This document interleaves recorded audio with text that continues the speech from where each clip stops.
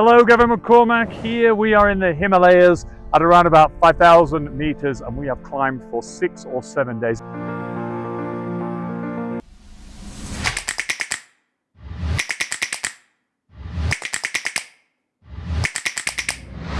And this week we're talking all about geography, and you're researching different cultures, but how did the land affect the way that those people lived? Now we're standing on a huge plateau here in a glacial trough, and the local Sherpa people here use this area for a number of reasons. Number one, as you can see, this area is lush with greenery. There is grass, there's shrubbery, there's bushes, and as you can see behind me over here, we have a series of clouds heading up the valley, and they will cause precipitation, which will rain on this land, causing it to grow. And guess what? That's the perfect food for yaks.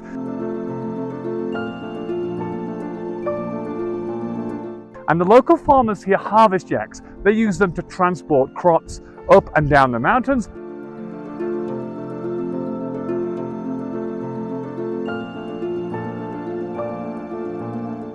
They also milk them, but they also eat them on rare occasions.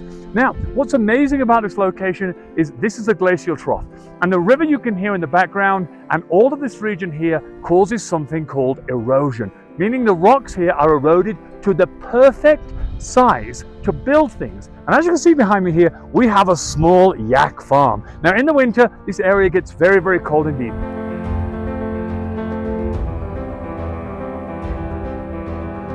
Almost -20, and the yaks need to be put somewhere to be kept warm so they are safe, and especially the babies. Right behind me here, you can see this is especially for the baby yaks so they can stay together and they don't wander off and die. But what's amazing is this.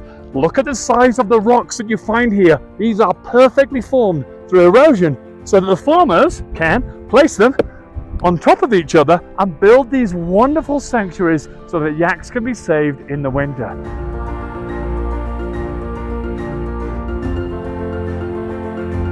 Now, as mentioned earlier, when the weather gets too cold here, the yak farmers will have to build small shelters using local geographical produce. And what I mean by that is this beautiful rock that's been eroded by the river. When you look on top of the roof here, you will see this is slate. This is ancient sedimentary rock, which was actually formed at the bottom of the Indian Ocean. And this here is small parts of driftwood carried down by Milk River all the way through the glaciers. And obviously the yak farmers wanted to preserve their yaks for the winter, so they survived. So this shelter would have been built by hand by the yak farmers. Now this week, we want you to think about how your local culture or civilization uses the geography to aid or assist their lives.